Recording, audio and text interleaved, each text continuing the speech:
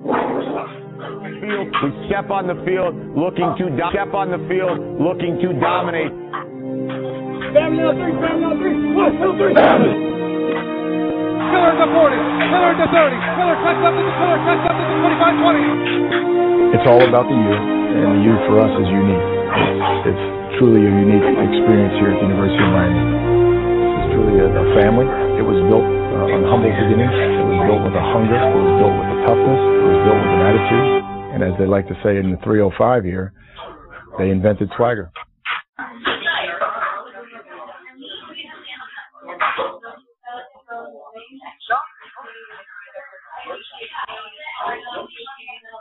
Good evening, Canes fans. This is JMiz live from Gables Pizza and Salad, located in the heart of Coral Gables across from the University of Miami. And tonight we have a jam-packed show, and we have a great show ahead. We have all-time great Canes, Robert Bailey and Chad Wilson. Ladies and gentlemen, with my co-host this evening, Mr. Blaine Dee. Blaine Dee, are you there? I'm sure here, man, and I can't wait to get started on this hot show tonight. I mean, these are two great guests. They're going to give us insight that you very rarely get in this type of business with two former Hurricane greats like Robert Bailey and Chad Wilson, both of them heavily involved in the Cane sports scene, and I'm very excited to get started on the program, JMiz.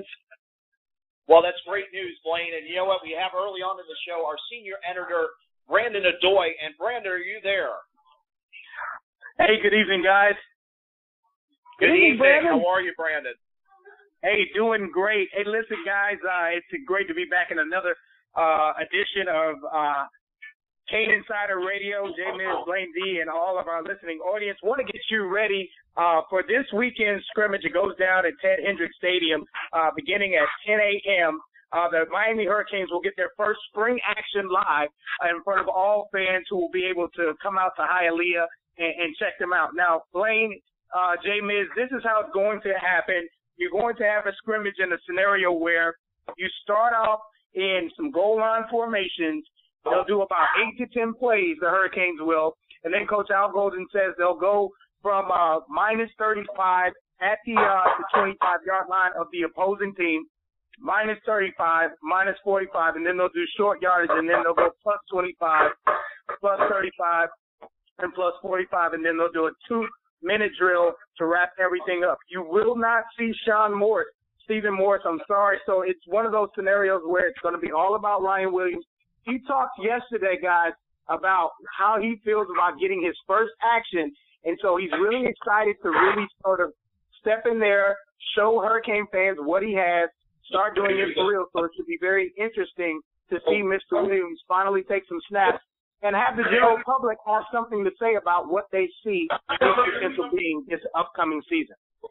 Well, the great thing about Ryan Williams is that the fact is he was an All-American high school athlete out of Miramar, and, something that he is familiar, obviously, with the University of Miami. Unfortunately, we haven't been the most successful program, but familiar with the program coming in from Memphis as a transfer. So he's got a year under his belt at the college level. Brandon, what should we look for in this week's scrimmage from him? Well, you're going to want to look at how he throws the ball, what his release is. You want to see basically his footwork. Does he look comfortable in the pocket? And then you want to see if he's mobile. One of the things that's been a major concern with him is, can he move around? And Coach Golden has said, listen, he's someone who's gotten more mobile in the offseason. He's done a good job of getting faster, moving around the pocket. So just his comfort level and poise, that's what you're going to want to try to see. Now, he's not throwing to All-Americans here, JMiz. He's got Allen Hurns, who I don't expect to see a whole lot of time this spring in the spring action. And then, you've got Rashawn Scott, Phillip Dorsett, and a lot of other younger guys who have a lot to do. All the tight ends, the heavier tight ends are all there, Clive Walford, Asante Samuel, and those guys will be right on target. But it'll be a scenario where you kind of want to see how he adjusts to throwing to those guys, and the freshmen will get their reps as well. Brandon, Brandon, what about the you think the balance of the play mix? Do you think it's going to be an emphasis on the pass? Do you think we're going to see balance between pass and run? or they're going to start off with a lot of 3 yards and a cloud of dust stuff? Well, it would shock me if they start off doing a lot of passing because they're going to start with 8 to 10 plays from the goal line. So you're going to want to see right off the gate tough running from Mike James. He's going to get the ball. Then they'll probably get the ball to Eduardo Clements, depending on if James gets in on the first team offense coming out of that first couple of plays. But then you're going to see them get a chance to open it up. They've got to see what they have here. You got Stephen Morris, who has a back injury, and we don't know any timetable for his return to full action and throwing and contact. You got to get the most out of Ryan Williams. You got to see what you got because you might be with him for the remainder of the fall and early spring. Well, there's been a lot of conversation about Clements at the running back position. Obviously, we're familiar with James. Talk to us a little bit what we should see from him in the spring ball practice.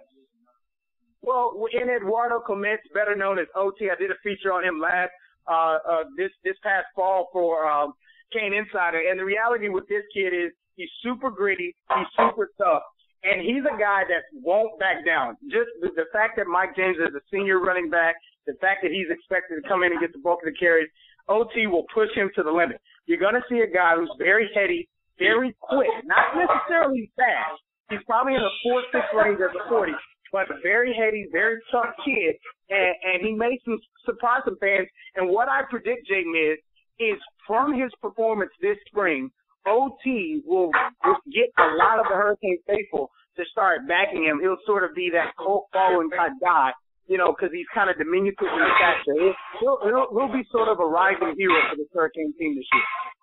Well, real quickly, Brandon, we have the great All-American, 2-time national championship, 2-time Super Bowl champion on hold right now, Robert Bailey. But real quickly, what should be the surprise or the dark horse coming into this spring practice? Well, the person you're going to want to definitely keep your eye on, there's 2 people. I'll give you one on offense, one on defense. On offense, you want to keep your eye on Dallas Crawford. He's going to be like the moving checker. You're going to see him in the backfield lining up as a running back, and then they're going to split him out wide. Well, he's going to be in the slot as a wide receiver. Don't be surprised if you see him wildcatting. They probably won't tip their hands this early in the spring, but he's somebody you're going to want to watch on offense. On the defensive side, you're going to want to watch Kelvin Kane. He's a guy who can stay at the Sam linebacker position, and depending on what the formation is, put his hand down and go in as a rush in.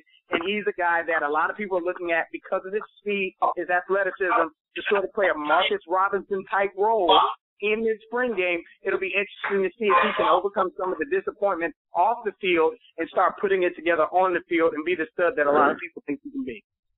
Well, that's a pretty good insight, and that's our senior editor, Brandon Odoi. Come out and see Brandon at this weekend's scrimmage at Ted Hendricks Stadium in Hialeah. The scrimmage starts at 10 a.m., and you will see some great action there. Canes fans that are chomping at the bit. Brandon, thank you so much. We're going to go ahead and let you go, but if you want to stick around and talk with right now who we have on the line, a great all-time Hurricane great and a 2-time Super Bowl champion, Robert Bailey. Robert, are you there? Hey guys, what's going on? I appreciate you guys having me on.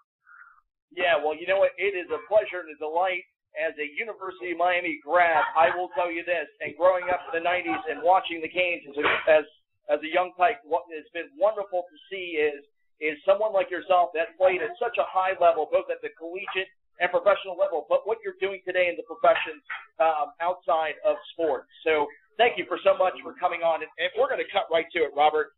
Obviously, you have a lot of, with your cameo on the U by Billy Corbin on ESPN 30 by 30, that was something that was really great, wonderful.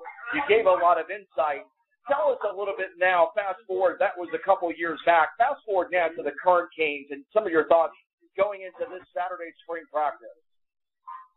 I didn't hear the last question. What did you say? I said, what is your thoughts, obviously going in a couple of years removed from your cameo performance on the U.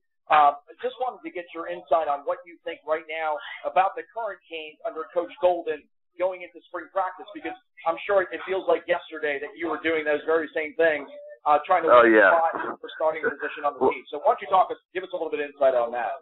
Well, listen, the 30 for 30 piece, was absolutely a classic. I have been around the country, and I'm the president of Rosenhaus Sports. I've been around the country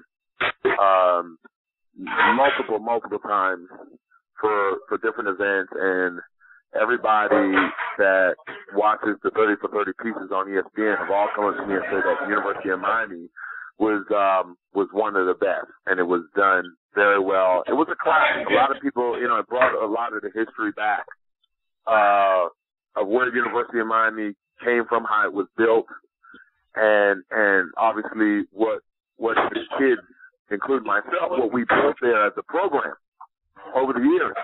And, a lot of people think that at some point we're going to get back to that. I don't think we'll ever get back to that because of the rule changes in NCAA. But certainly, there's a lot of tradition there, and Coach Golden is a good coach that brought him in to try to bring back some of that tradition. And hopefully all the, the moons and the stars get aligned this year, and we do something to reassert ourselves back in talks of college football. Yeah, and you're absolutely right, Robert. And real quickly, let me announce that we are at Gables Pizza and Salad, right across from the University of Miami campus at 1558 South Dixie Highway.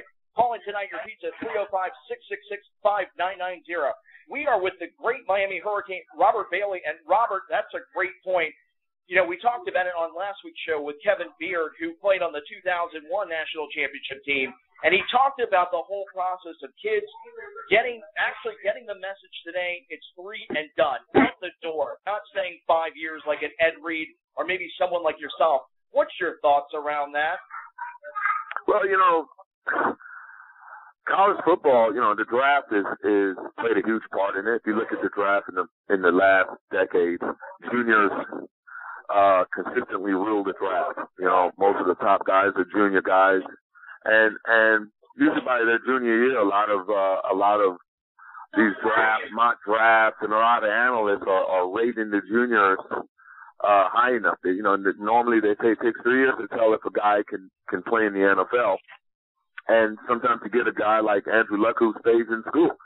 But for the most part, because of that tradition, back when I came out, it wasn't like that. It was, you played 4 years and you graduated and you went on to, the NFL, and you talked about the graduation rate at your school and all that kind of stuff. But it has definitely evolved to more of a junior draft, and the NFL's taking the juniors, so that's a huge reason why a lot of the juniors now from major programs, even if the program didn't do it so well, they still leave. Right. And if you want to call in and speak with the great Robert Bailey, great Hurricane, great two-time national championship and two-time Super Bowl winner, and a lot of people forget that, Robert, you can reach in at 323-784-9696. Now, Robert, what are you doing currently right now? I noticed that you're affiliated with Rosenhaus Sports. Are you an agent representative for the firm? I'm the president of Rosenhaus Sports. Drew and his brother, the main agent, the CEO and the COO, and I'm the president. My role is really client services, marketing, hiring, everything that they don't do off the field. I usually handle all the off the field matters, and Drew handles all the on the field matters with the players and relationships to the team. So Robert, my question for you is this. We think about, if I step back a couple of steps, thinking about the whole thing about the University of Miami and its recent difficult years, in the last 5 years, Miami has recruited some wonderful classes, and you think about the 2007 class that really didn't pan out from Northwestern. You think of kids like Ja'Cory Harris, and that experiment, and it didn't pan out for the University of Miami, but Miami still seems to attract the talent at such a high level. These kids are coming in at UM and then going on and playing professionally and playing for a long time. I think of guys automatically, like a guy like Greg Olson, who didn't do a whole lot at the University of Miami. Give me your take on that, because, when I think about your years, you guys were so competitive. It was this 4 or 5 year run. guys like you that had so much talent may have been redshirted and didn't see the field. So because of the change, is it just simply the rules have changed, or is it a social media integration that if you're not tweeting and being on top of, going out early, people are influencing you and asking you why? What is it besides a rule change? Well, college football, it changed. I wouldn't say changed. I would use the word evolved. It has evolved over the last 2 decades, decade and a half, where it's a big circle, and teams that were strong, eventually, they end up taking a little slump here and there. I mean, let's look at USC. USC was on top of the world, for the last, decade, 2, 3, 4 years ago, and now they're back. They're no longer really a team that is formidable. You talk about Florida, same thing with Florida. Same thing with Florida State, same thing with University of Miami when the Florida Schools were really dominating. Now we have to compete with the UCFs and FIUs and all these other schools that are now taking more players from the Florida bank. So, over the years, that's just the way it works. And because of that, there's a little bit of pressure on coaches and teams and colleges to win now. And so that's why you see a lot more younger players, freshmen coming in, playing right away, because the talent pool is not like it used to be. And it's pretty spread out. Now you got Florida guys that you'll see on USC's team. They go across the country now. When usually the Florida players will stay in Florida, and the California players stay in California, the Texas players stay in Texas. Not anymore. Right. So because the talent pool is kind of watered down, the little talent that you do get, you tend to want to throw them in there right away, and that's kind of what happens. Robert, you do mention a very good point about that because, we just have a lot more local colleges that we're competing against, but they don't have the winning tradition of the U. And if you're Al Golden and you're going in there and you're recruiting a local South Florida kid, what do you say to that kid when he says, well, maybe I want to go to FIU or USF or UCF? What is it that you would reinforce with him to let him know that he should be a University of Miami football player? Well, you're only as good as your last season, and that whole UM mystique, even though we all want to assume and think it's still there, it's really not there anymore. It's a different era, it's a different time. They play in a different stadium. You have different coaches. The uniforms are different. The school is different. There's a lot of different things. The rules are different. So it's a different landscape now. And ultimately, the only thing you can say to these young kids are, you promise them that they'll play. And that's why you see a lot of younger guys playing. You see a lot of these quarterbacks coming in as freshmen and playing for 4 years. And you see a lot of the other specialists that come out of high school rated in the country, and they go to specific colleges and they play right away. Well, if you go to University of Miami and you're not going to have a chance to play as a freshman, and you go to UCF and they tell you that you're going to play right away, maybe you make that choice to go to UCF because UCF's team is respected and they put up a good fight every year. Back when I came out of high school, you went to the college that was the best. The difference now is they don't go to the best colleges; they just go to the schools that's going to play them the fastest, and that's a big difference. And Robert, so on that point, then how do you take into account a guy like Les Miles or Nick Saban, regardless of what you think of them personally? How do they maintain year in and year out? Those are recent dynasties. I mean, those are maybe the hybrid of what Miami once was. I mean, the closest we can relate is the 2001 team and the 2002 season. So if you're saying your caliber of teams that were playing in the late 80s and early 90s are completely removed from the equation because of all these things, kids playing early and so much more opportunity and almost phasing out what we know as a red shirt, outside of medical red shirt, then how do these guys do it year in and year out? Well, I got to disagree with you on that. I wouldn't say they're doing it year in and year out. It's just their time. At some point, they're going to hit the valley from being on top of the mountain. At some point, they're going to hit the valley, and there's going to be another team. At one point, University of Miami was the team to beat. Then at another point, Florida was the team to beat. Then, USC was the team to beat. Then, LSU and Alabama are now the teams to beat. Well, right. At some, when University of Miami was the team to beat, Alabama and LSU were good teams, but they were never powerhouses like they are now.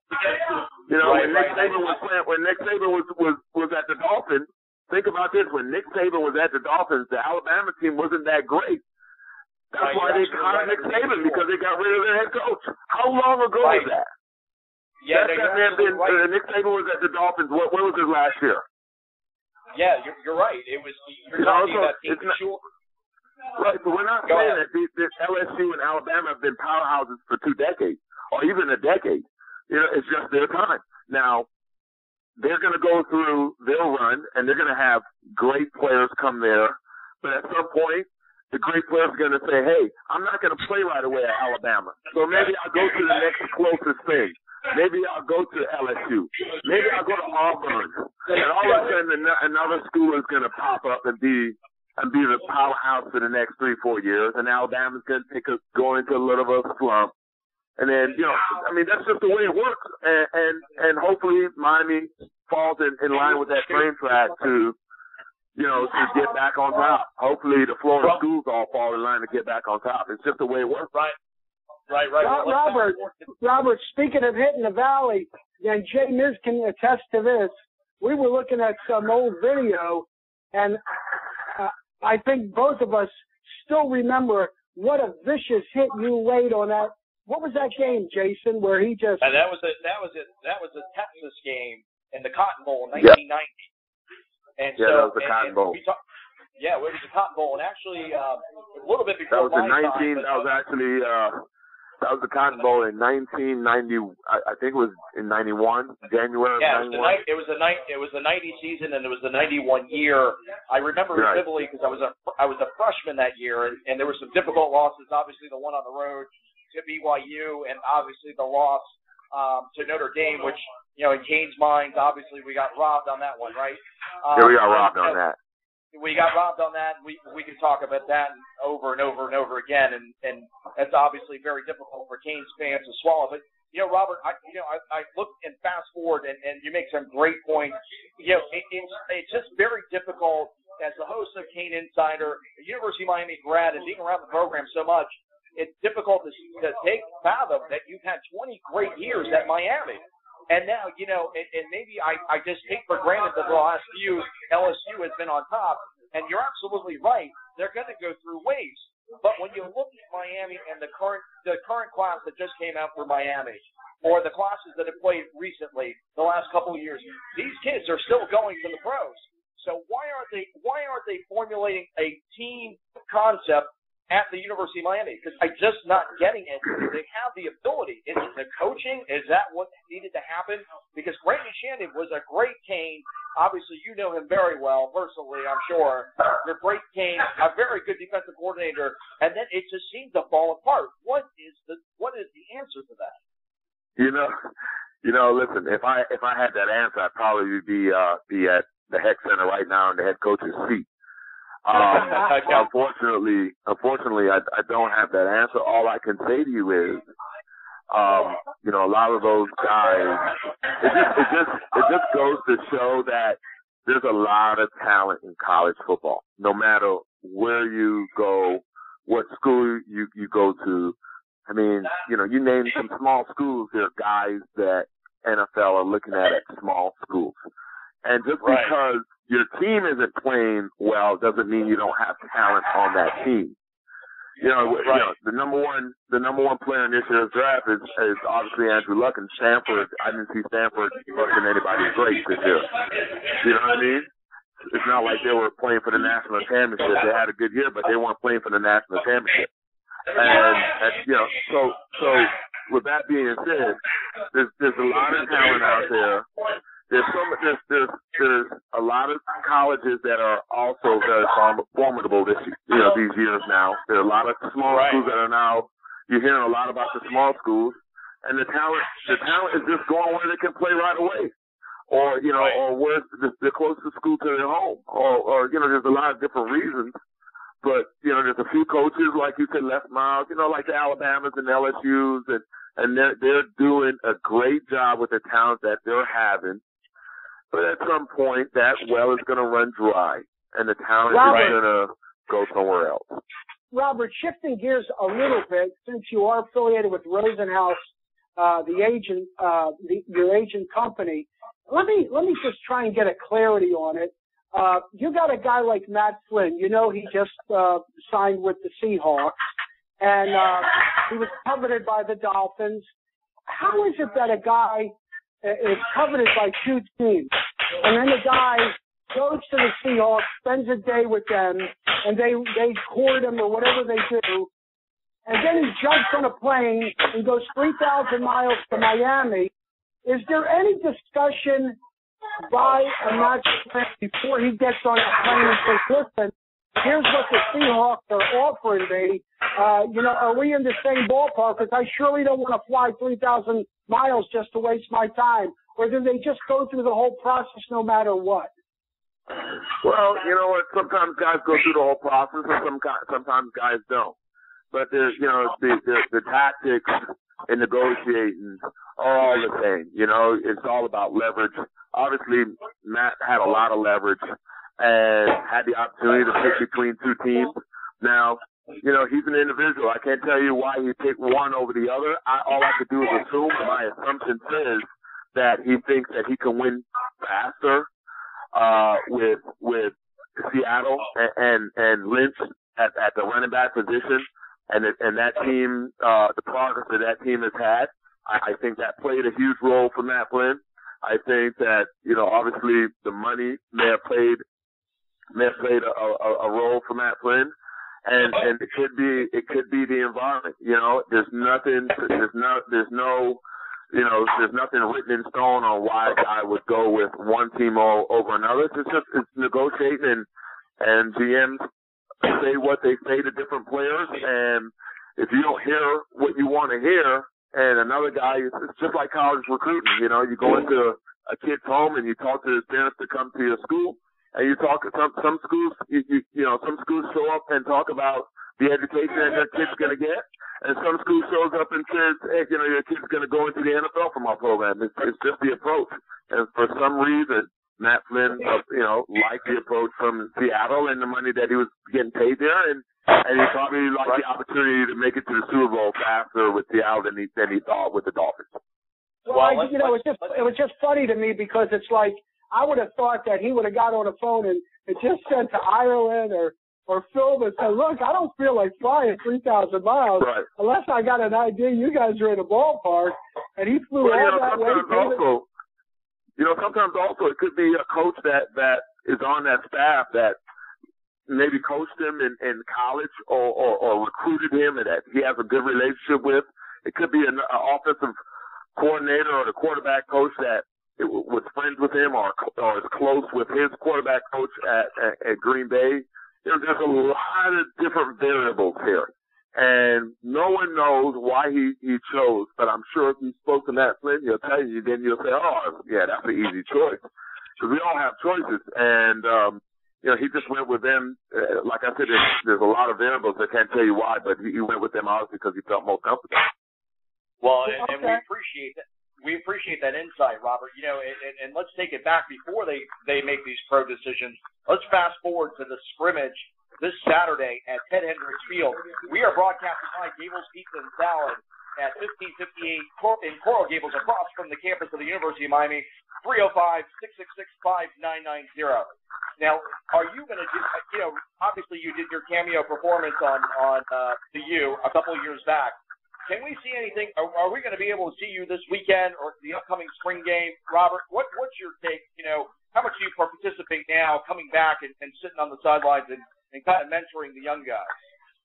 Well, you know what? As an agent, I'm not allowed to do the customary things that alumni do. I can't go to the game and go on the sideline and be around freshmen and sophomore and juniors and there's guidelines, there's NCAA guidelines and rules.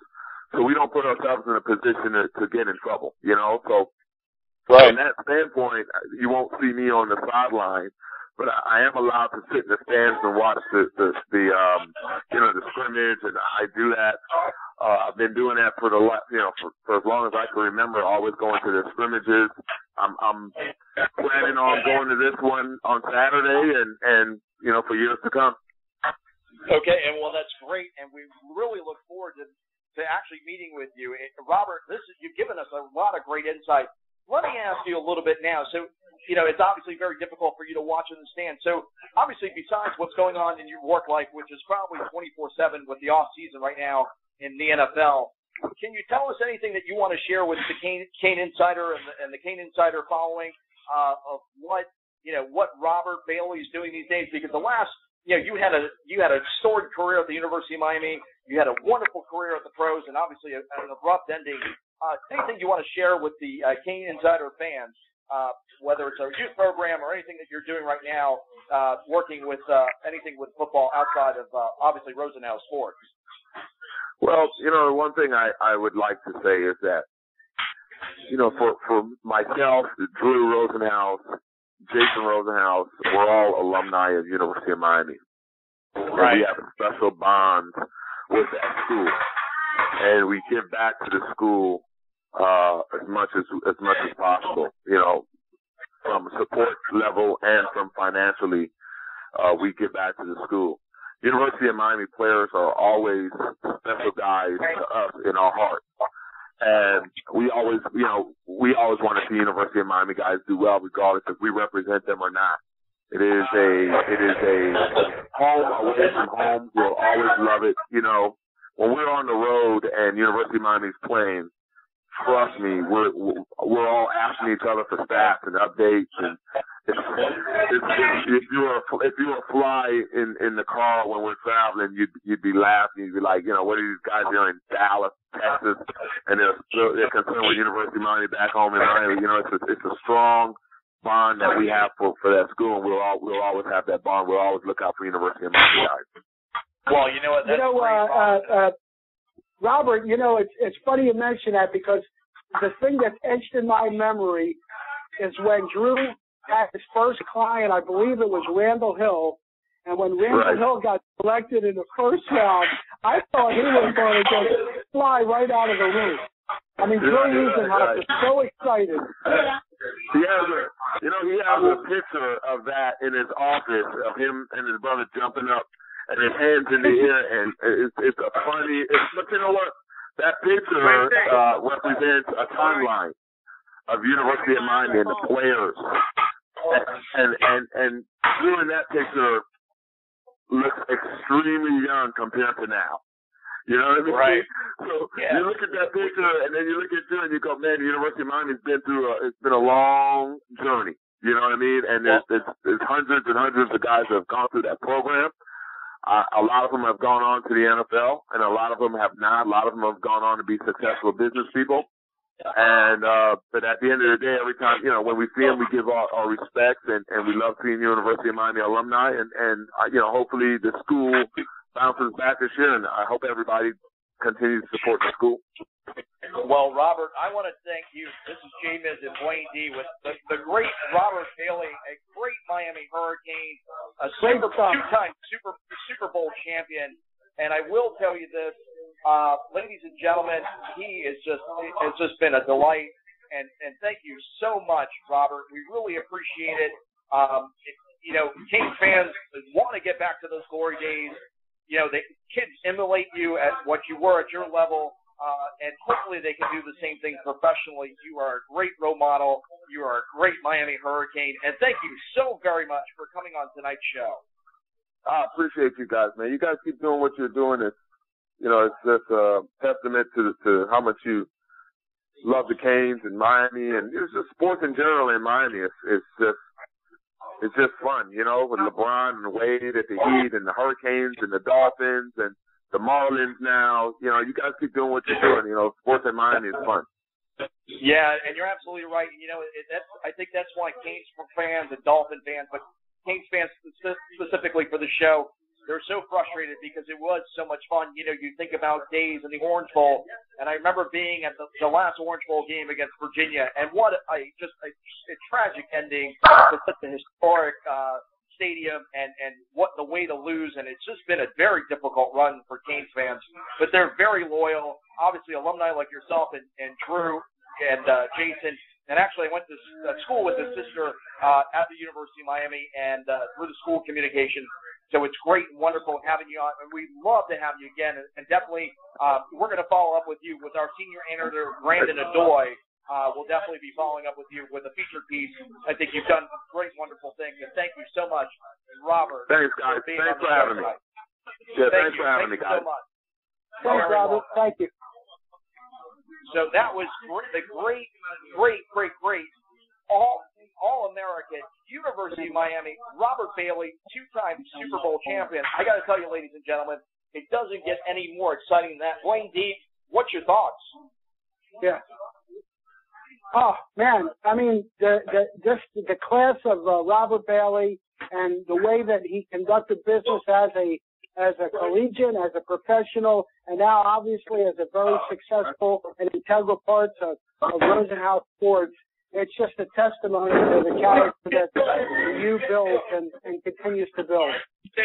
And so we hope, we had Robert ran a little bit long, so we're actually waiting for the next great Miami Hurricane, all Big East quarterback, Chad Wilson, to call back on. We're actually reaching out to him now. And Blaine, if you can get offline, I'll carry it from here to see if we can get Chad on the line to call in. But Kings fans, right now, if you'd like to call in, speak to me, Blaine Dee or JMiz at 323-784-9696. We are at Gables Pizza and Salad, 305-666-5990, across from the University of Miami campus at 1558 South Dixie Highway. And we want to thank the owner, Miguel Bermudez. Thank you, Miguel, so much for hosting Cane Insider. It is wonderful being here right across from the University of Miami, Cane Insider. So, ladies and gentlemen, we just had the great Robert Bailey, and we had some insight earlier from our senior editor, Brandon Odoi, who will actually come back shortly to speak with us. But I know Blaine Dee and I have some things to talk about, obviously some current sports while we wait for Chad to call back in. Are we working on Chad right now, Blaine? Yeah, we're trying to reach him. There was some technical difficulties on the phone line, so we're going to keep trying to make contact with Chad. Okay, so in the meantime, let's bring everybody up to speed. And it was a great walk down nostalgic road for University of Miami fans with Robert Bailey. But you know what? Let's fast forward to recent events. Obviously, we had two major losses or two big defeats recently for the University of Miami in men's and women's basketball. Very difficult.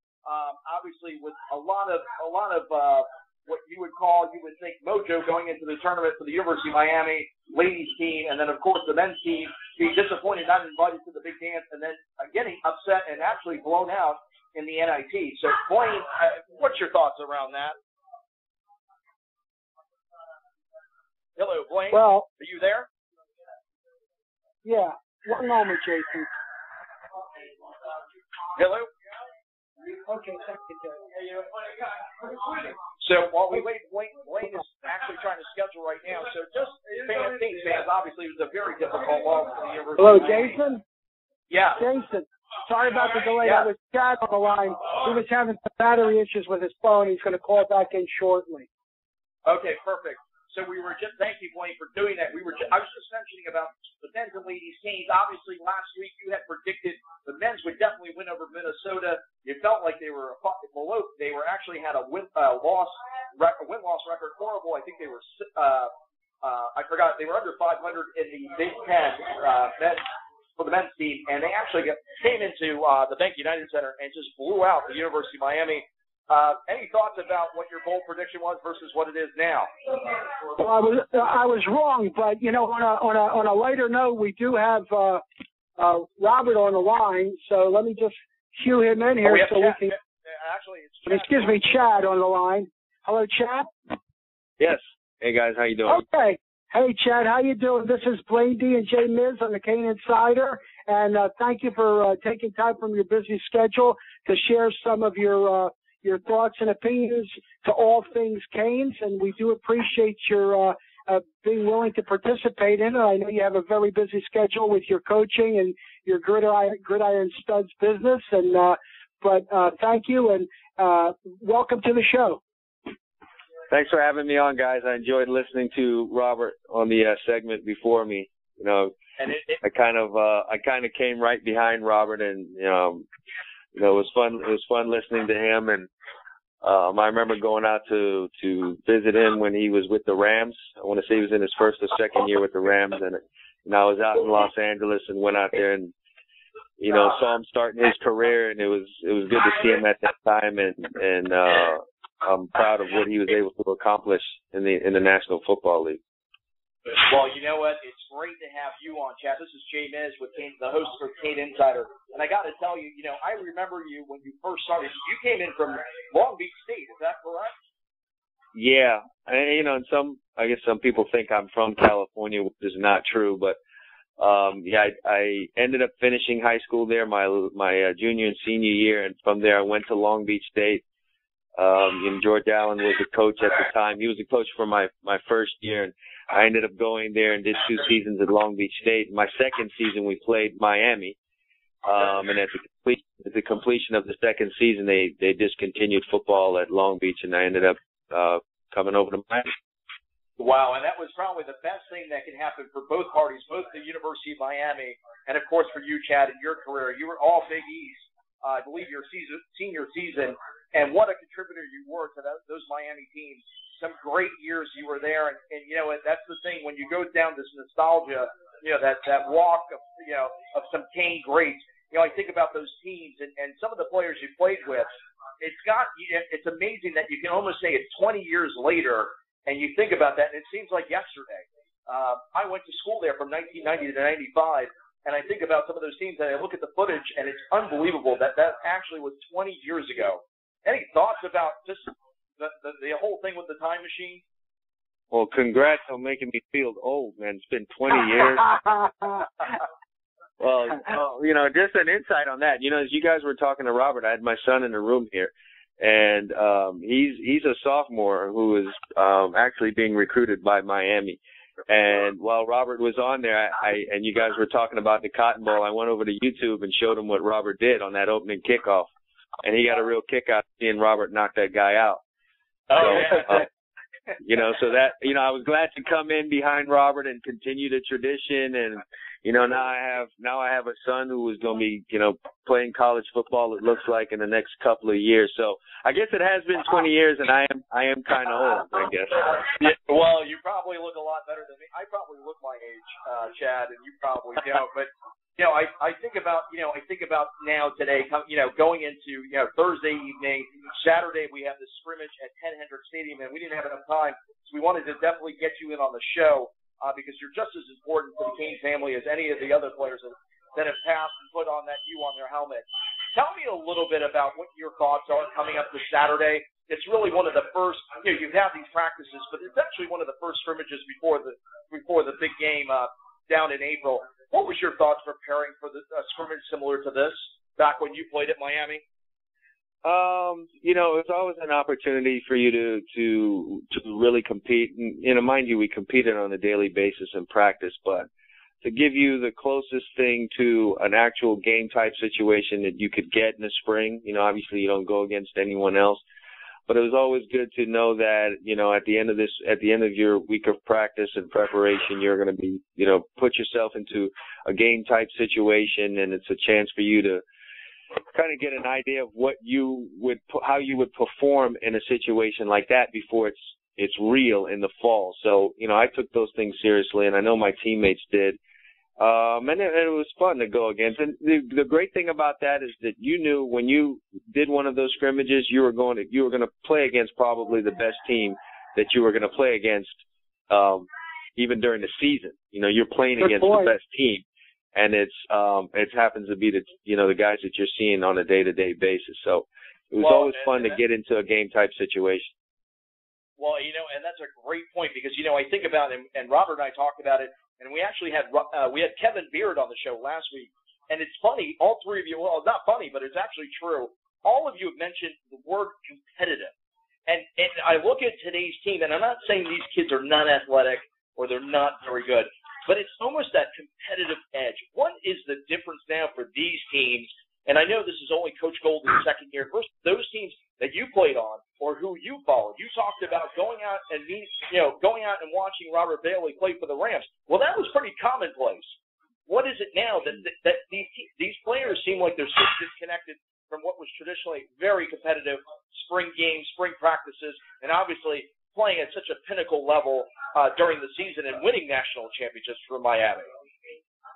Well, this would be pure speculation on my part, and just an observation, I guess, from a distance, because I'm not there on a day-to-day basis.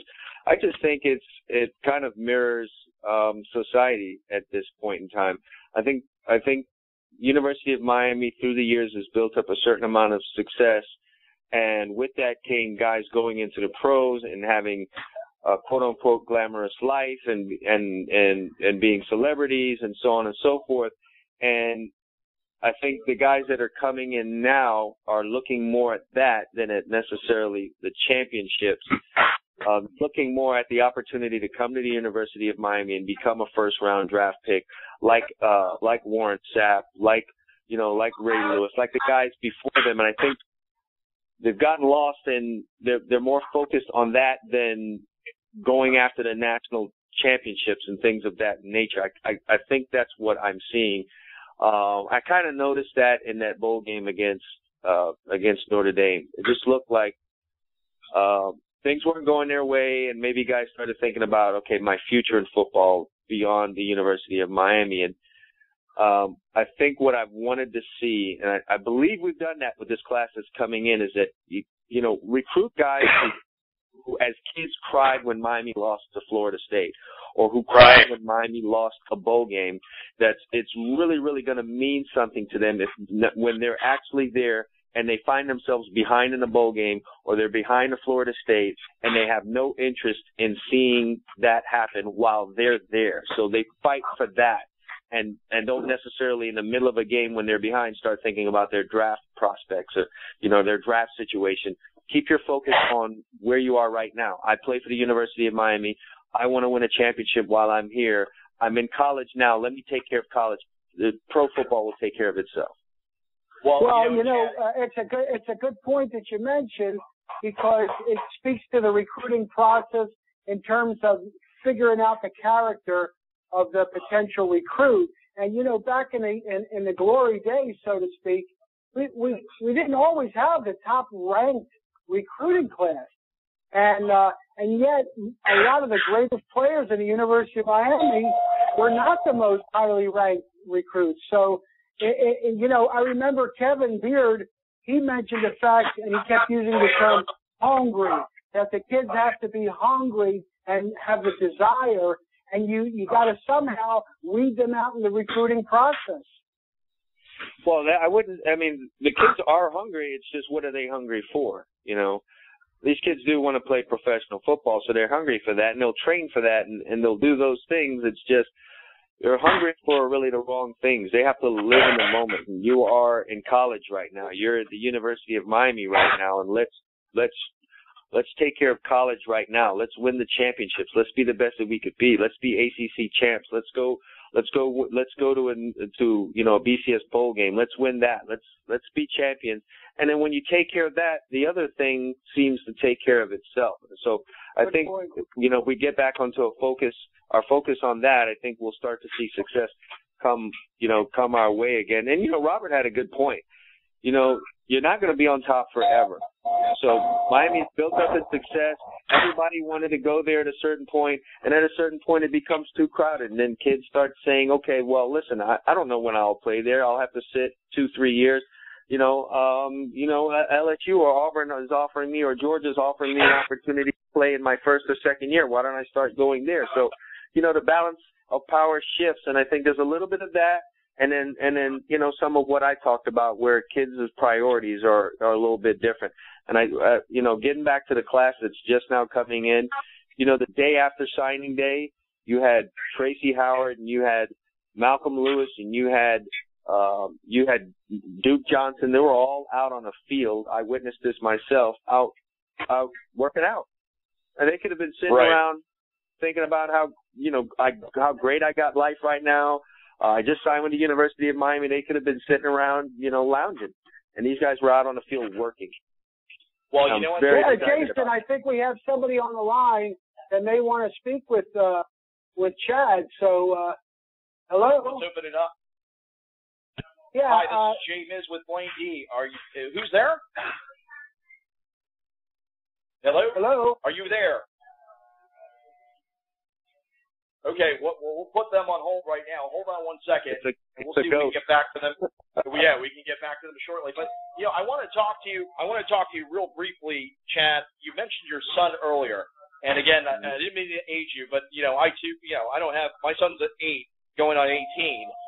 But you talked about him. So talk about a little bit of the influence. I mean, if you don't mind sharing a little bit personal, his name, where is he playing right now? What position is he taking? Is he emulating Chad Wilson?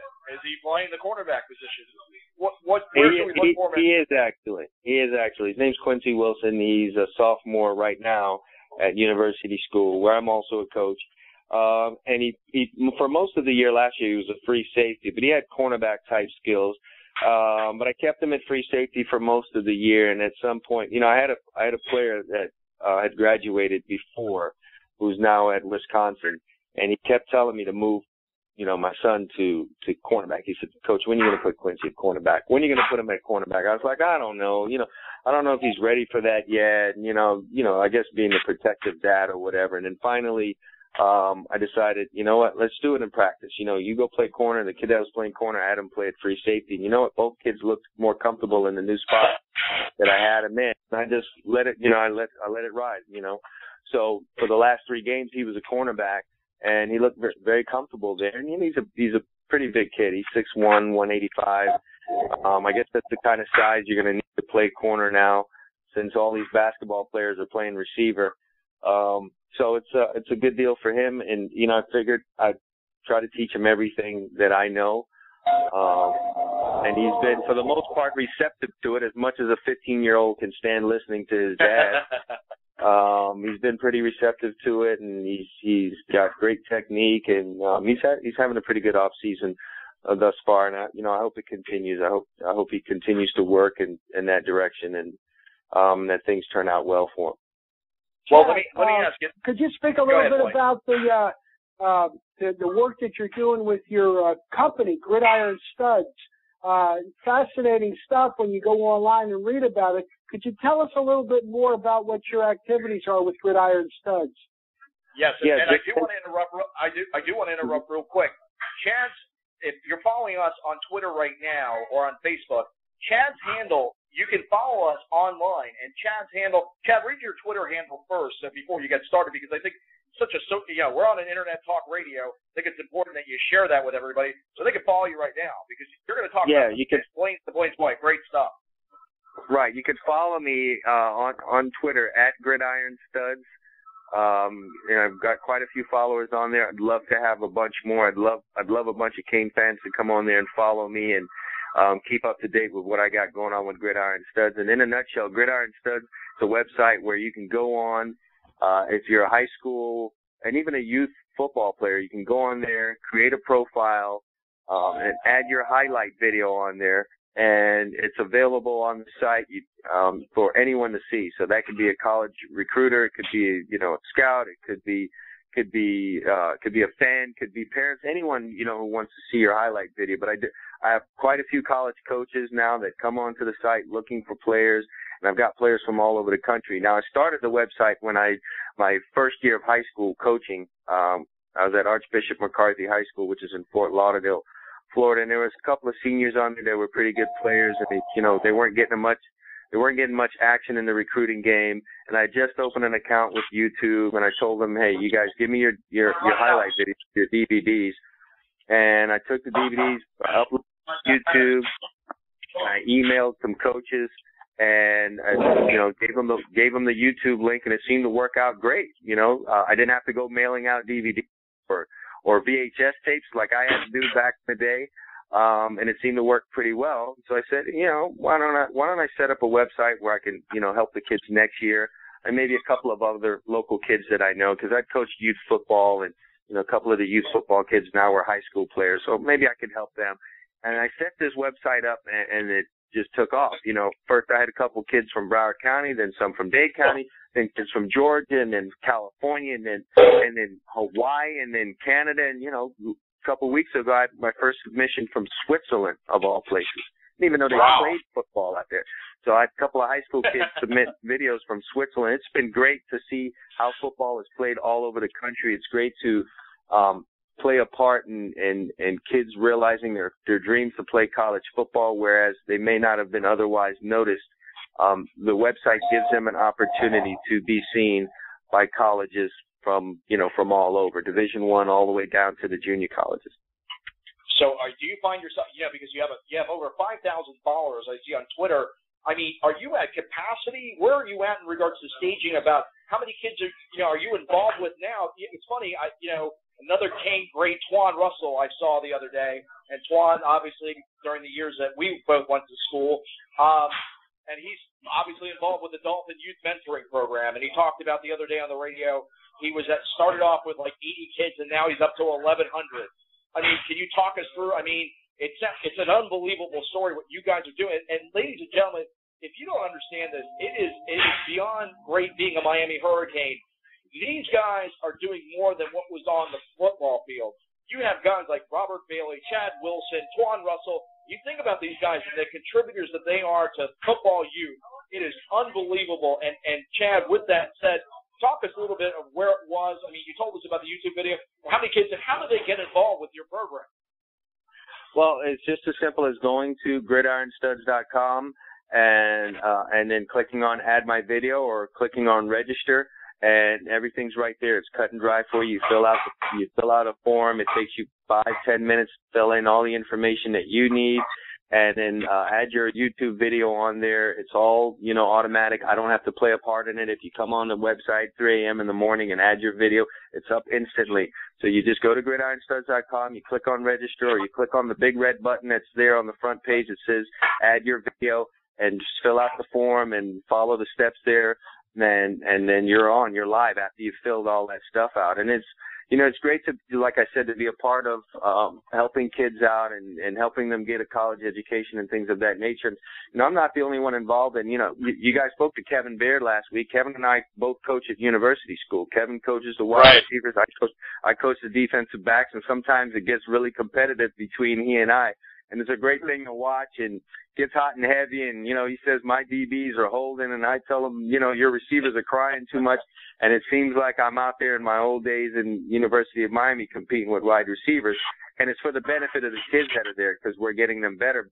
You also have Ryan Collins on our staff. He works with the quarterback.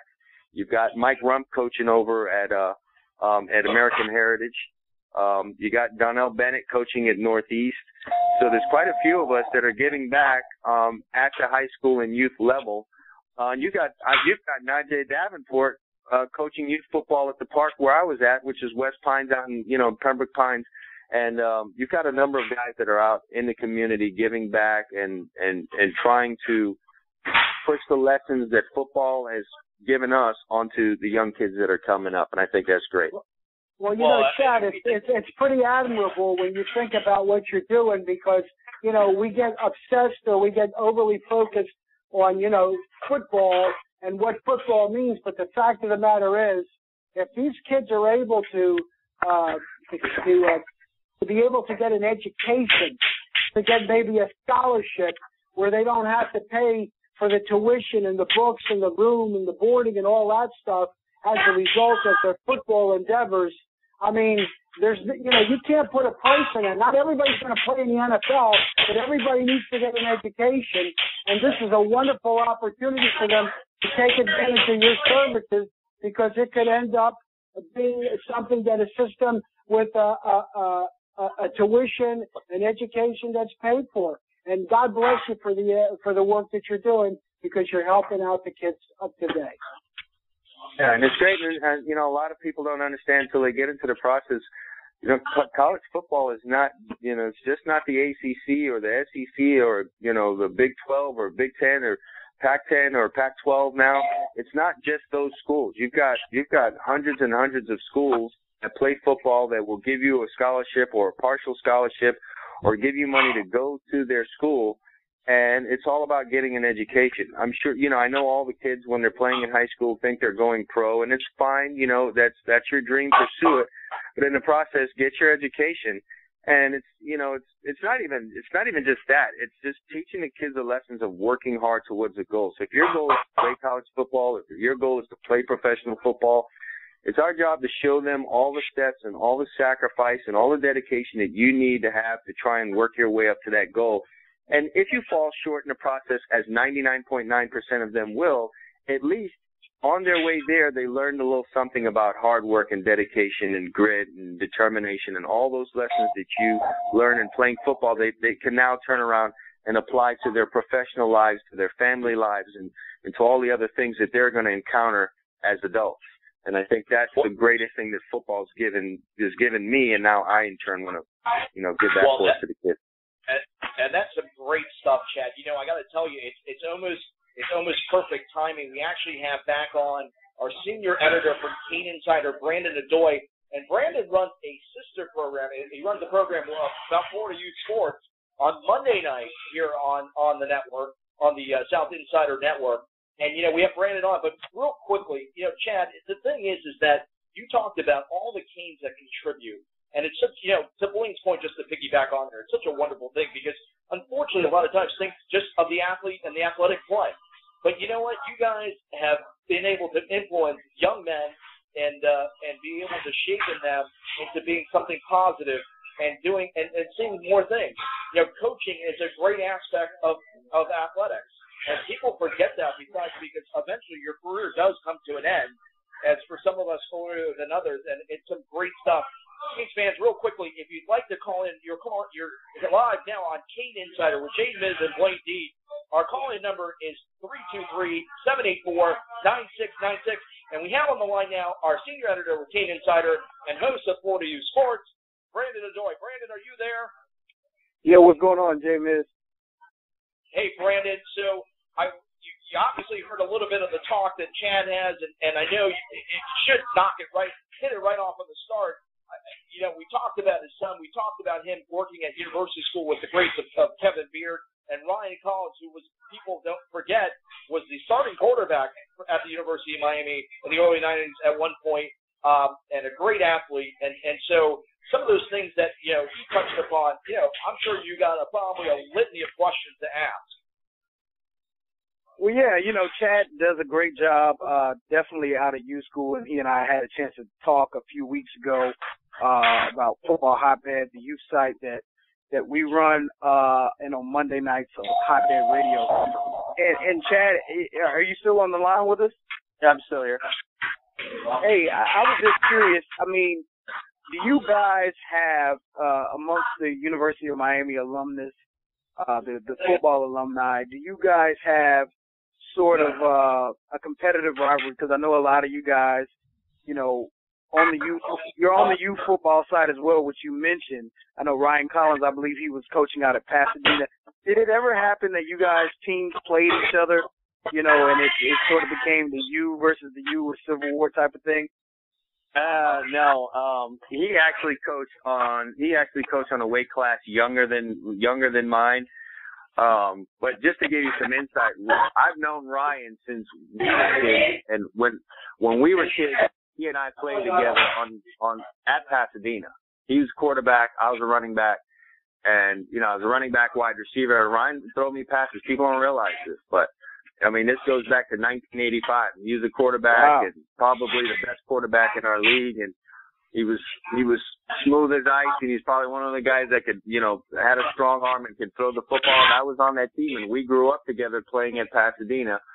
But so far as when we became coaches, he coached on I want to say a pound or two below me. So we never ended up in a situation where he coached against me. Now, mind you, I suspect now that he helped some coaches that were going up against me at Pasadena. He might not admit to that, but I want to say he probably stepped down there to a couple of their practices and poked their nose over there and said, hey, you know, he likes to do this, ...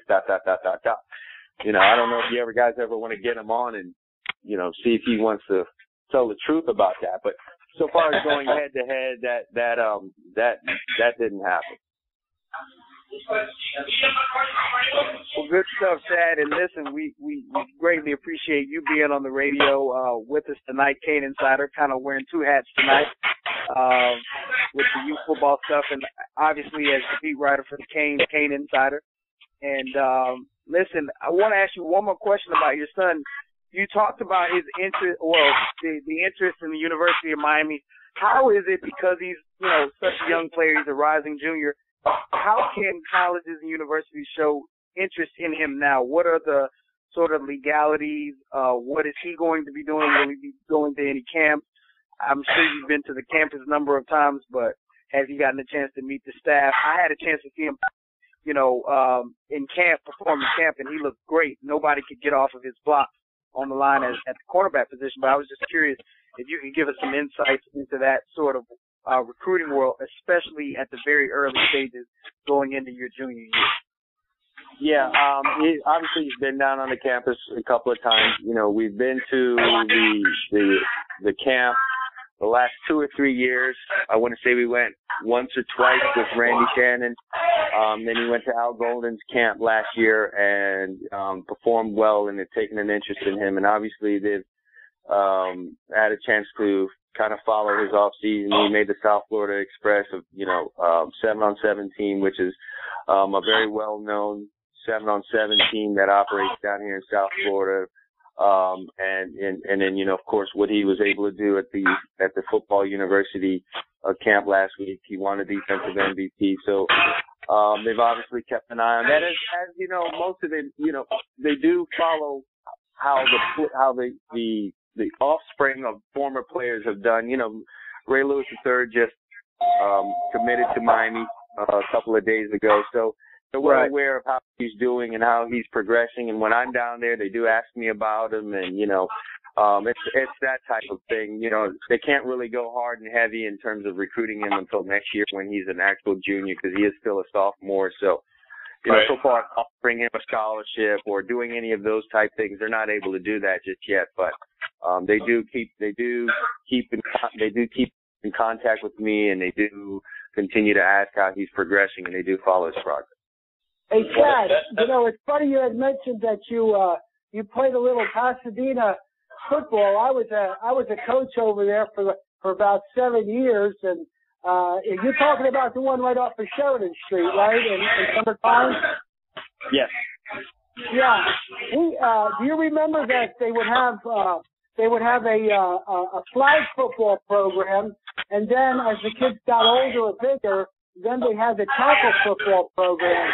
And some of my fondest memories were coaching them flag football, and we had the meanest bunch of little kids that would tear into each other with helmets and no pads. And let me tell you something, the strong survived, and we produced some really, really high-quality football players out in that little park. So you brought back a lot of memories for me, Chad. I'll say this about Pasadena. It's a hard-nosed program, and back when we played, we would play the teams in Broward would play the teams in Dade. There weren't as many, teams, obviously. South Florida was still developing back then, So Pasadena would have to go play Scott Park, or they'd go play Squabja, they'd go play Dade, and they'd go play up in Pompano and Lauderdale Lakes and Lauderhill and everything like that.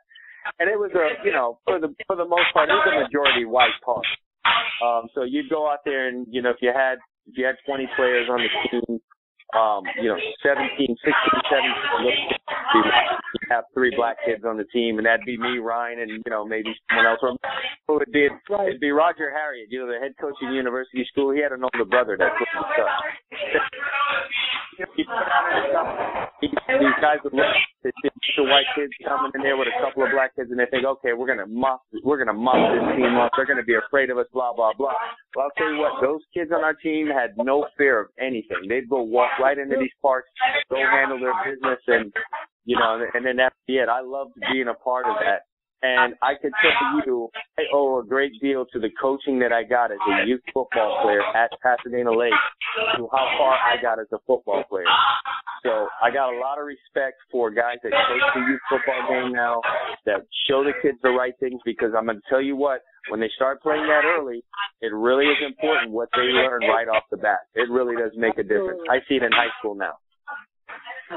And that's a great point. We're on live on Cane Insider with former great University of Miami Chad Wilson, former quarterback of Big East, recognized all Big East back when he played for the University of Miami. And Chad, let's fast forward to today's game. And there's some great stuff, and obviously your site, and make sure that you're following Chad. If you look for Chad's Twitter handle, he is obviously following myself at Jason Mizrachi, or you can follow him. He's also being followed by Cane Insider. Chad's Twitter handle is @GridironStuns. Chad, you look at a lot of those things that you just touched upon in regards to mentoring. By the time they get to and I know you don't know the complete inside of the University of Miami, but what you've heard or what you've seen or what you've experienced, just visiting on campus or just friendly conversation with the current staff and maybe even head coach Al Golden, what is it about it that you like now about the program that maybe you thought was a little bit of concern when you were actually going to school there or when you were courted by the University of Miami? Because it seemed like there was a disconnect there between the players, the coaches, and the university. And now it seems like this family atmosphere, Golden really seems to emphasize that. Can you elaborate on some of that or give us some insight of what your thoughts are around that? Well, I certainly didn't feel a disconnect when I was there. Certainly a family atmosphere, and those were more of the quote unquote glory days. Even though in the 3 years that I was there, we didn't win a championship.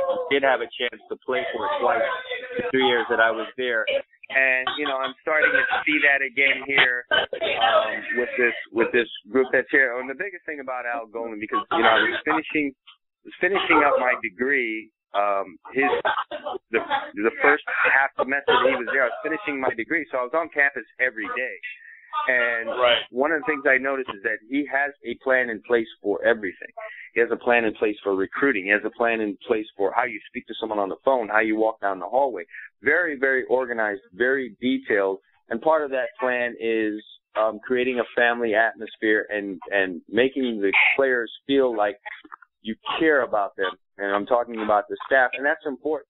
And, obviously in this day and age, you can't, it's not the Bear Bryant times where you could go, grab a kid by his face mask and have his chin strap going up his nose and expect a kid to really respond to that. It's a different time. You have to show them your love.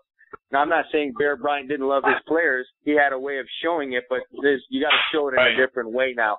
And I think that's the atmosphere that's being created there. But more than anything, I think what I'm seeing is a little bit of a change in the type of recruiting. It is very easy for someone to sit back and go on Rivals and go on Scout and look and see who's a 5-star player and kind of go out and recruit that way.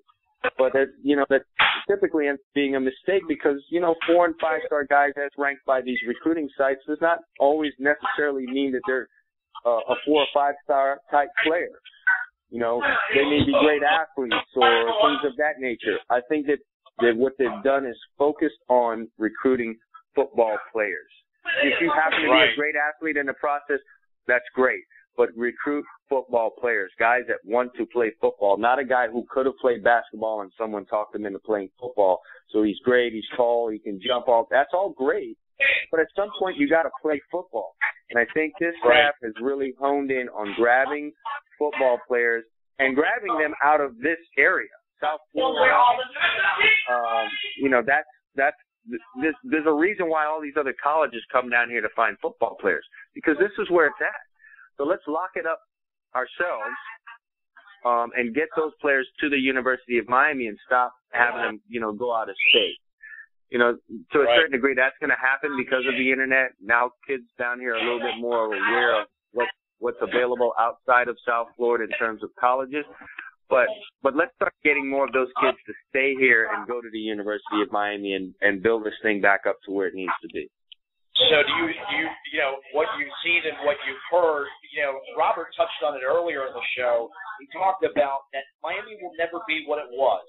And I think we're all as Canes fans have actually stepped back, and actually, unfortunately, it's an unfortunate circumstance, but we've accepted that. The time has changed, obviously, when you think about traditional football programs.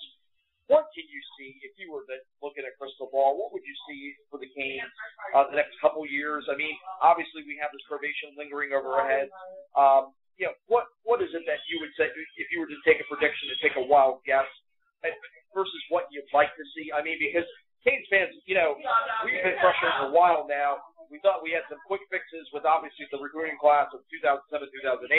It didn't work out. Coach Shannon, as great of a guy as he was, a football guy, didn't work out to win, didn't work out to enough wins, and no longer here with us.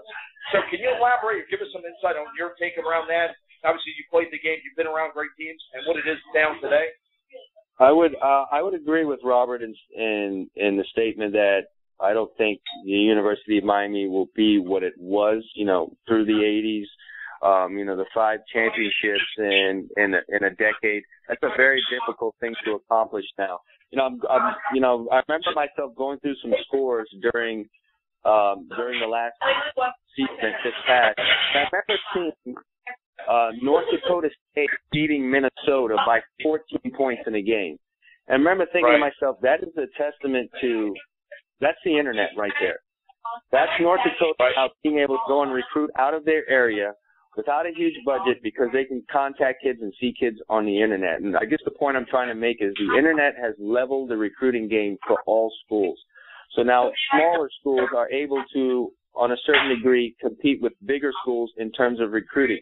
So you can go grab a kid that would be a second or third string player at the University of Miami who would not play until probably his third year, junior year, and you could go bring that kid to Western Michigan, let's say, and that kid could play right away, or he could play in his second year.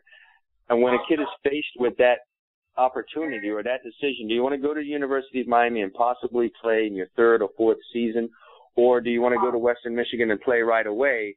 You know, most of the time they're going to take that. They're going to go jump on the opportunity to play right away. And so I think it's level things across the board for all of these, for all of the universities involved. So it's going to be hard for one school to go out there and dominate the way Miami did in the 80s. What do I see in the near future? I see this thing being built back up. I could see us winning an ACC championship within the next 2 or 3 years, possibly sooner if some things fall that way, and then play in a national title game and perhaps win it. I could see that happening. I think we have the right man at the top to do it. I think we're doing the right things in recruiting. I think we're well organized. I think we're doing all the things that you need to do to you know, get ourselves to that position.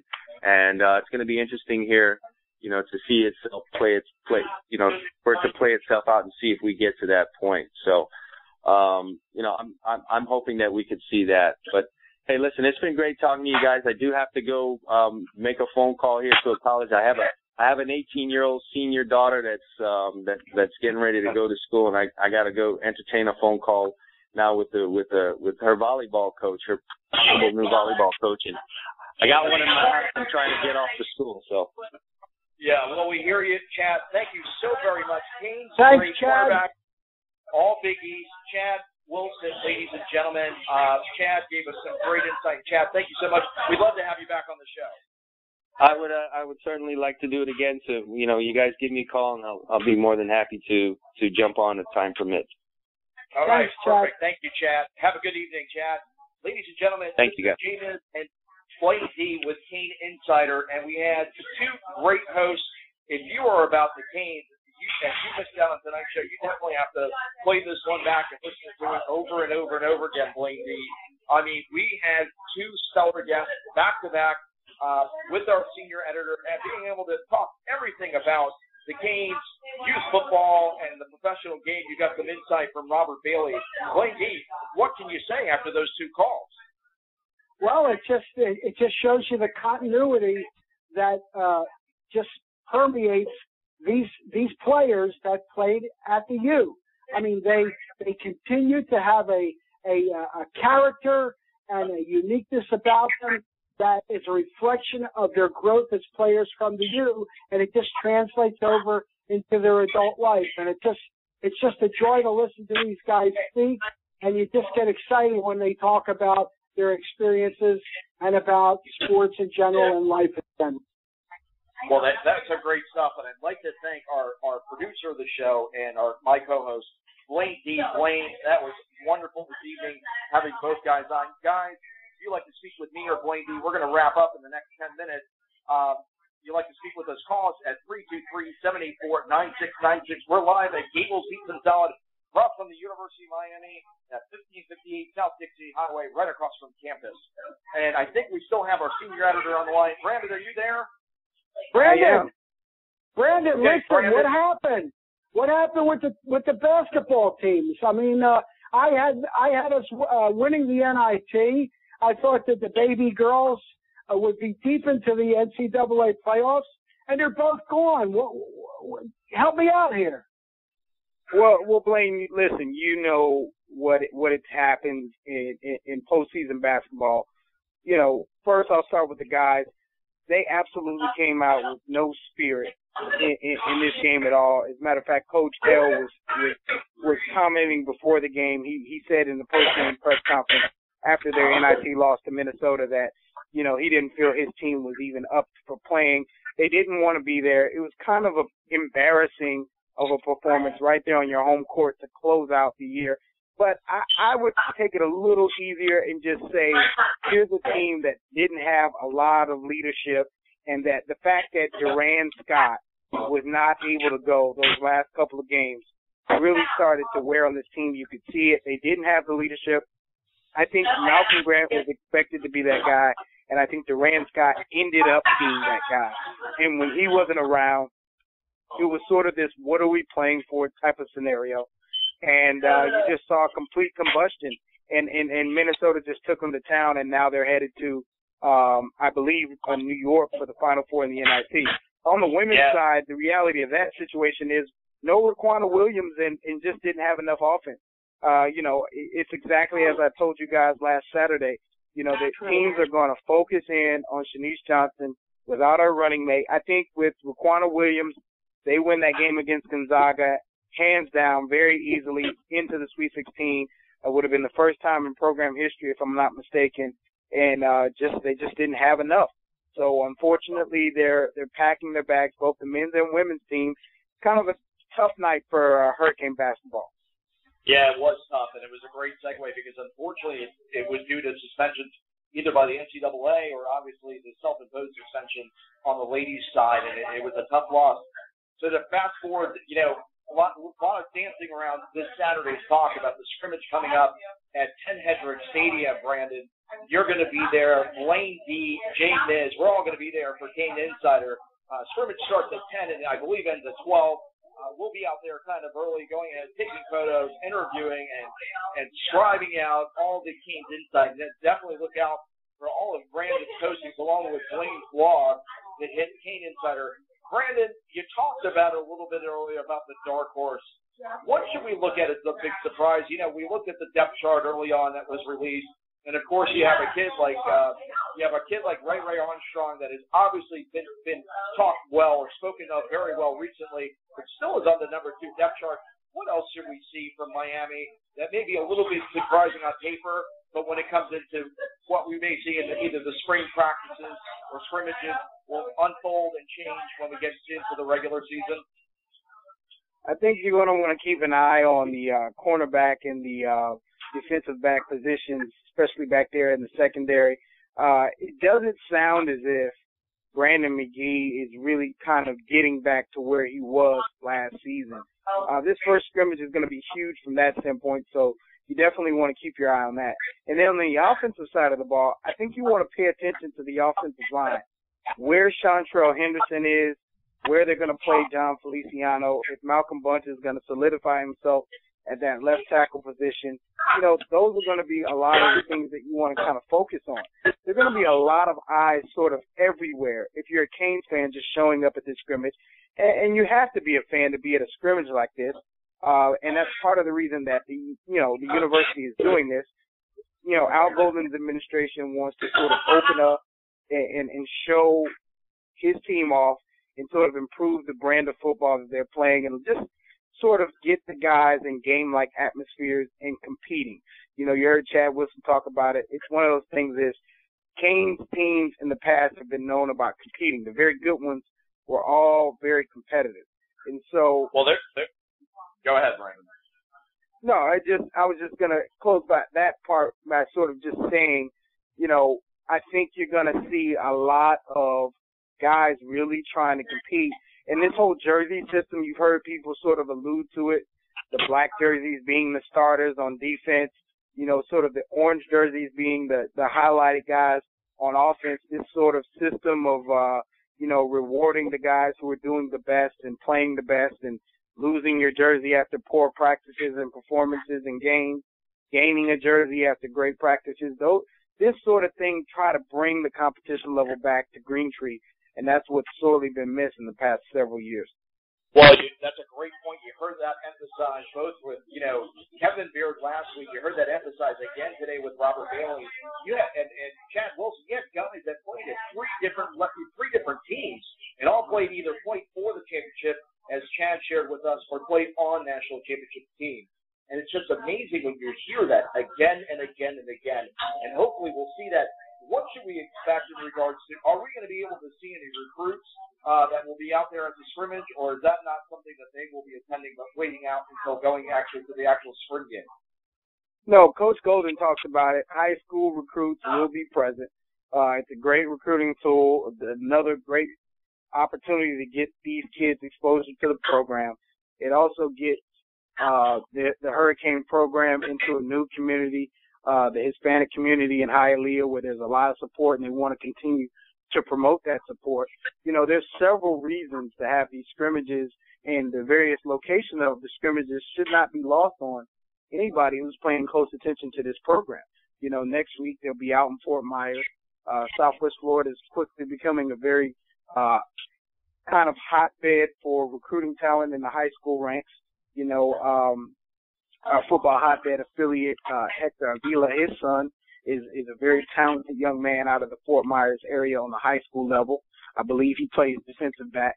And, these are the types of kids that, when you see the Hurricanes in your backyard, it may make a difference to you instead of going to a Florida State or to a UCF or a South Florida and things of that nature. So this is all about Brandon and JMiz, before we end the show, I did want to make a special shout-out to the baseball team. Miami baseball on the rise.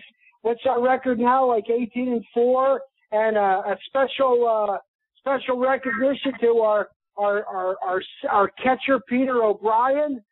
This guy has been on an absolute Powerball tear.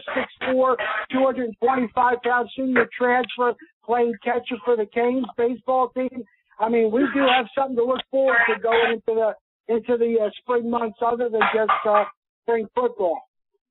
No, O'Brien's a very special guy. I had a chance to talk to him briefly, and when the Canes kind of scrimmaged the Miami Marlins, and he's a guy that's excited to be here. He's in from Bethune-Cookman, senior transfer, got a waiver from the NCAA. One of the few things that's gone right for the University of Miami with the NCAA this year. And the reality of that situation is he's the stud that everybody expects him to. Coach Morris said that he's one of the best hitters that he's ever seen at the collegiate level, and he's seen a lot of them, as you know, JMiz and Blaine. So O'Brien should be good. I expect this team to get very close to Omaha, if not all the way there. They've got to overcome some hurdles, particularly playing on the road, especially against good competition. Florida sweep was tough, but they've done well. They took care of FAU these past several days, and Blaine, you're good to point that out. The Hurricanes baseball team, somebody to keep an eye on. Well, definitely. They won 2 out of 3 at Duke on the road up in North Carolina, and they're ranked number 9 in the country. So it's like we talked about 2 or 3 weeks ago. We talked about it on a couple of shows ago that the Florida series would be put in the rear view mirror, and you can't ever count out Jim Morris and that team down in Coral Gables at Mark White. So that's some great stuff. Brandon, any news or notes that you'd like to finish out before we wrap up the show? Well, just definitely pay attention to Cane Insider in the coming days. I have a story on Curtis Porter, who is the defensive lineman for the Miami Hurricanes, and sort of his resurgence. You remember him, JMiz and Blaine. Last year, he came in for about 2 games and was an absolute tear on the defensive line. So he's somebody you're going to want to watch this spring and see if he can stay healthy. And then continuing Cane's coverage, we'll continue to pay attention to our recruiting breakdowns. Some of the best done by Jimmy Smith and our recruiting guy, John Bastian, on Cane Insider. And Michael Bradley locally works here in Miami as well to cover some high school stuff. So it's great Cane coverage on Cane Insider throughout the remainder of the week. Well, that's some great stuff. And Blaine Dee, do you have anything else for us this evening that you'd like to wrap up? Well, no, I think it's been an action-packed show. We've had a lot of balance. We've covered a lot of topics.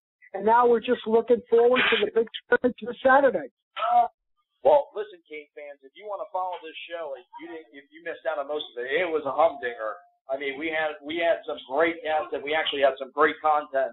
So if you want to check it out on blogtalkradio.com/CaneInsider, check it out on our site at CaneInsider.com. Follow us on Twitter at CaneInsider, or follow myself at Jason Mizrachi, the radio host of Cane Insider. We'd like to thank our senior editor, Brandon Odoi. Brandon, thank you so much for coming on tonight. And please look out for us this weekend, this Saturday, at Saturday Scrimmage at Ted Hendricks Stadium, where the University of Miami football team will be practicing or scrimmaging this Saturday. Team fans, make sure you get out there. So good night to all from Gables Pizza and Salad. Thank you again so much across from campus. This is JMiz, Blaine Dee, and Brandon Odoi, and go Canes. We step on the field looking to dominate. Family on three, 1, 2, 3, family. Miller at the 40, Miller at the 30, Miller cuts up to the 25, 20. It's all about the U, and the U for us is unique. It's truly a unique experience here at the University of Miami. It's truly a family. It was built on humble beginnings. It was built with a hunger. It was built with a toughness. It was built with an attitude. And as they like to say in the 305 here, they invented swagger.